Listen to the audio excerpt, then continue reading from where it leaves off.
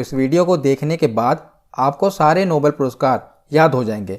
आपको दोबारा इस वीडियो को देखने की ज़रूरत नहीं पड़ेगी। तो पहले आप इस वीडियो को देखिए और लास्ट में प्रैक्टिस क्वेश्चन ज़रूर लगाएं ताकि आपको पता चल सके कि आपको आज कितना याद हुआ। तो चलिए बिना देरी किए हुए वीडियो को शुरू करते हैं।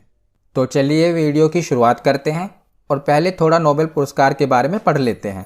तो नोबेल पुरस्कार नोबेल फाउंडेशन के द्वारा स्वीडन के वैज्ञानिक एल्फ्रेड नोबेल की याद में वर्ष 1901 में शुरू किया गया। तो किसके द्वारा दिया जाता है? नोबेल फाउंडेशन के द्वारा दिया जाता है। सबसे पहले 1901 में ये शुरू किया गया। कितने क्षेत्रों में दिया जाता है? तो नोबेल पुरस्कार 6 क्षेत्रों में दिया जाता है। Physics, chemistry, medicine, peace, literature और इकोनॉमिक्स। तो इकोनॉमिक्स के क्षेत्र में जो नोबेल पुरस्कार है ये सबसे पहले 1969 में दिया गया। घोषित ये 1968 में ही किया गया था। याद रखिएगा, ये प्रश्न भी पूछा गया है कि अर्थशास्त्र के क्षेत्र में नोबेल पुरस्कार कब घोषित किया गया। तो 1968 में घोषित किया गया, पर पहली बार दिया कब किया? तो 1969 में, यानी कि अगले ही वर्ष 1968 में घोषित किया गया और उसके अगले वर्ष 1969 में अर्थशास्त्र के क्षेत्र में नोबेल का पुरस्कार दिया गया। दोनों ही चीज़ें याद रखिएगा। तो जो नोबेल पुरस्कार है इसमें से जो शांति का नोबेल पुरस्कार है ये नॉर्वे में दिया जाता है और बाकी के जो अन्य 5 पुरस्कार हैं ये स्वीडन में दिया जाता है। याद रखिएगा, केवल शांति का नोबेल पुरस्कार नॉर्वे में दिया जाता है और बाकी के स्वीडन में दिए जाते हैं। उसके बाद अब हम एक एक करके जो सभी क्षेत्रों में नोबेल पुरस्कार दिया गया है वो हम देख लेते हैं। तो सबसे पहले हम देखते हैं नोबेल पीस प्राइज़, यानी कि शांति के क्षेत्र में किसे नोबेल पुरस्कार दिया गया है। तो 3 लोगों को शांति के क्षेत्र में नोबेल पुरस्कार दिया गया है। 2 ऑर्गेनाइजेशन हैं और एक इंडिविजुअल है। पहला है मेमोरियल ऑर्गेनाइजेशन, ये रशिया की ऑर्गेनाइजेशन है, इसे इस वर्ष शांति का नोबेल पुरस्कार दिया गया है। दूसरी ऑर्गेनाइजेशन है सेंटर फॉर सिविल लिबर्टीज़, ये यूक्रेन की ऑर्गेनाइजेशन है। और तीसरे इंडिविजुअल व्यक्ति हैं एलिस बलियास्की। तो तीनों को ही इस वर्ष नोबेल पीस प्राइज़ दिया गया है। तो पहले हम थोड़ा डिटेल में देख लेते हैं ताकि आपको याद रखने में आसानी हो, क्योंकि इसमें किसी ट्रिक की ज़रूरत नहीं है। पीस प्राइज़ तो आप आसानी से अगर इसके बारे में पढ़ भी लेंगे ना तब भी आपको याद रहेगा। मैं अभी आपको याद कराऊंगा, पहले थोड़ा डिटेल में देख लेते हैं।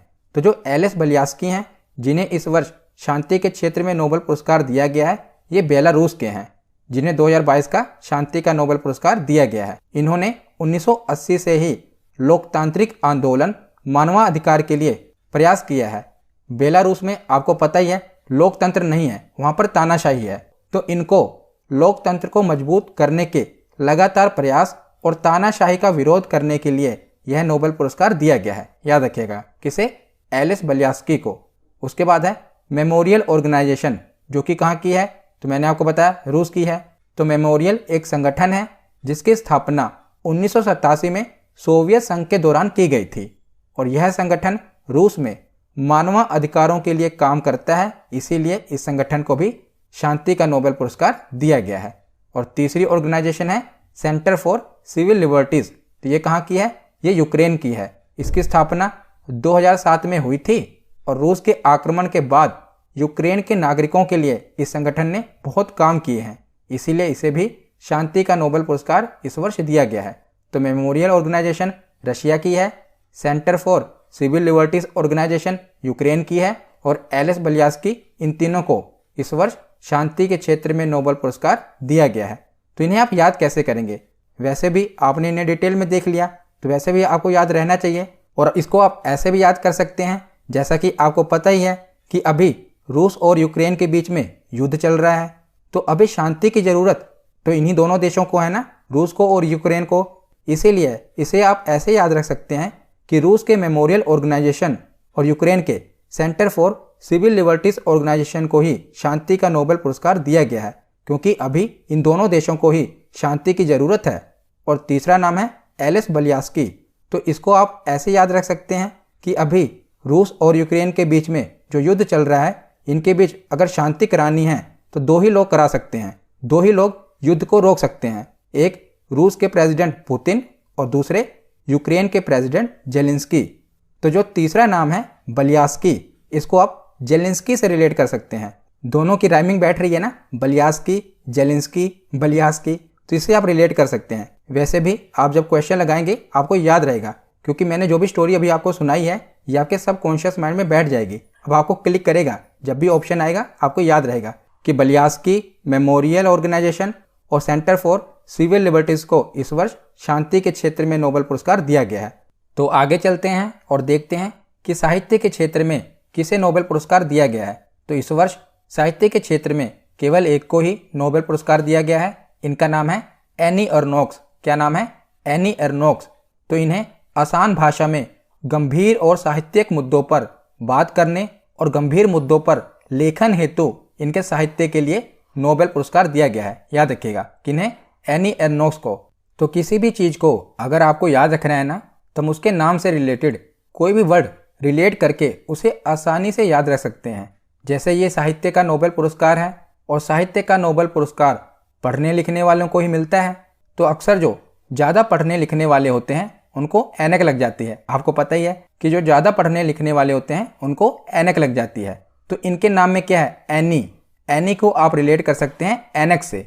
जब भी देखना ये प्रश्न आएगा आपका गलत नहीं होगा। एनी को आप रिलेट कर सकते हैं ऐनक से और इन्हें साहित्य का नोबेल पुरस्कार मिला है। तो जो भी ज़्यादा पढ़ने लिखने वाले लोग होते हैं उन्हें अक्सर ऐनक लग जाती है। इससे आप इसे याद कर सकते हैं कि इस वर्ष साहित्य का नोबेल पुरस्कार एनी अर्नोक्स को मिला है। उसके बाद आगे चलते हैं, चिकित्सा का नोबेल पुरस्कार। तो मेडिसिन के क्षेत्र में इस वर्ष नोबेल पुरस्कार मिला है स्वांते पाबो को। किसे मिला है? स्वांते पाबो को। इन्हें मानव के क्रमिक विकास पर खोज के लिए चिकित्सा का नोबेल पुरस्कार दिया गया है, स्वांते पाबो को। तो इसको आप इनके नाम से ही याद कर सकते हो। तो पाबो के नाम में क्या छिपा है? पा। तो आपने एक मूवी देखी होगी पा, उसमें जो अमिताभ बच्चन को दिखाया गया है तो उनको एक बीमारी होती है जिस कारण उनकी जो उम्र होती है वो काफ़ी ज़्यादा दिखाई पड़ती है।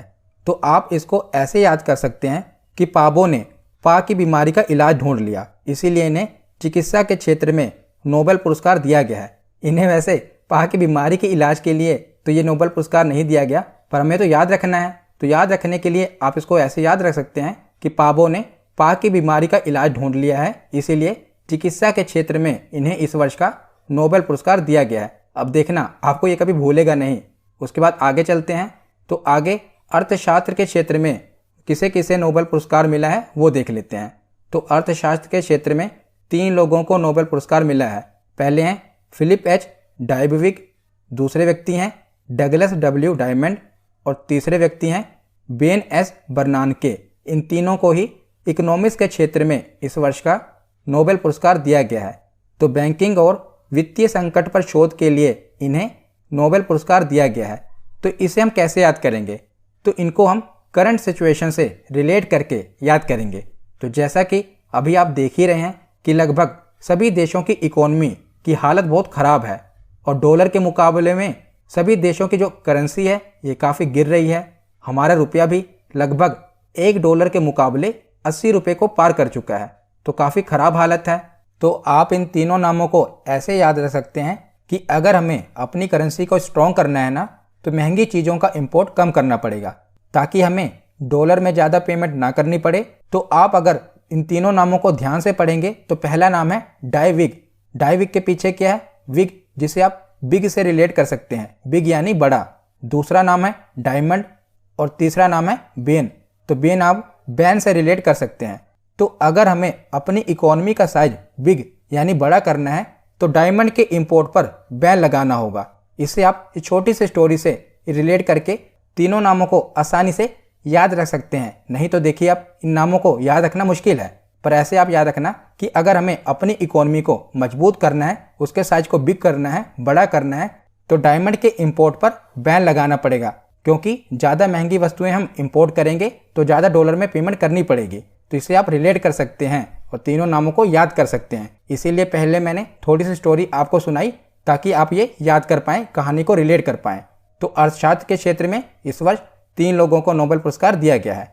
तो अब हम आगे देखते हैं। तो रसायन का नोबेल पुरस्कार यानी कि केमिस्ट्री के क्षेत्र में भी 3 लोगों को नोबेल पुरस्कार दिया गया है। पहला नाम है कैरोलिन बर्टोजी, दूसरा नाम है मोर्टन मेल्डल और तीसरा नाम है बैरी शार्पलेस। इन तीनों को ही इस वर्ष केमिस्ट्री के क्षेत्र में नोबेल पुरस्कार दिया गया है।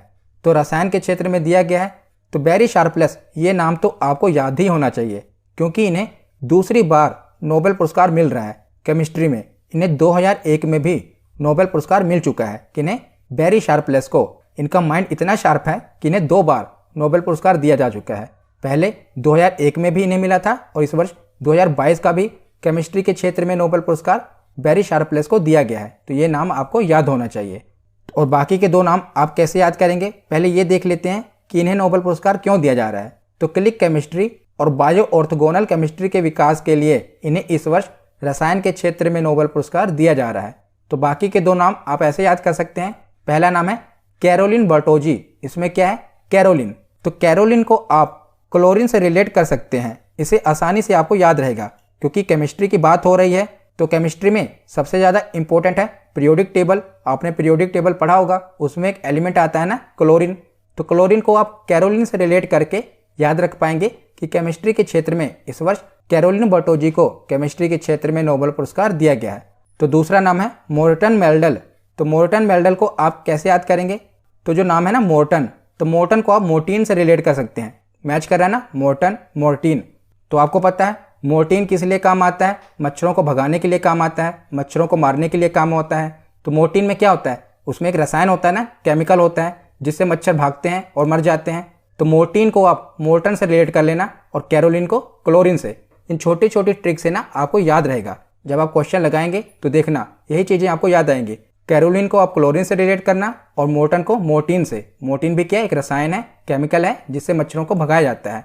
तो कैरोलिन बर्टोजी, मोर्टन मेल्डल और बैरी शार्पलेस, इन तीनों को ही केमिस्ट्री के क्षेत्र में इस वर्ष नोबेल पुरस्कार दिया गया है। उसके बाद आगे हम चलते हैं भौतिकी के क्षेत्र में किसे नोबेल पुरस्कार दिया गया है, यानी कि फिजिक्स के क्षेत्र में किसे नोबेल पुरस्कार दिया गया है। तो 3 लोगों को इस वर्ष फिजिक्स के क्षेत्र में नोबेल पुरस्कार दिया गया है।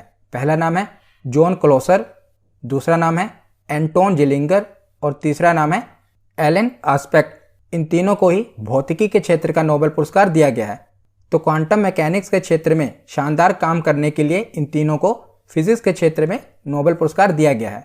तो इन्हें आप याद कैसे करेंगे? तो इन तीनों के नामों में मैंने जो हाईलाइट किया है ना, उस पर आपको ध्यान देना है। तो इसको भी हम एक छोटी सी स्टोरी से याद कर सकते हैं। तो याद रखने के लिए हम फिजिक्स को फिजिक कर देते हैं। फिजिक यानी कि शारीरिक बनावट। तो स्टोरी ये है कि हमारी क्लास में एक ऐसा दोस्त जरूर होता था जिसकी अच्छी बॉडी होती थी और हम उसे दोस्ती करके रखते थे।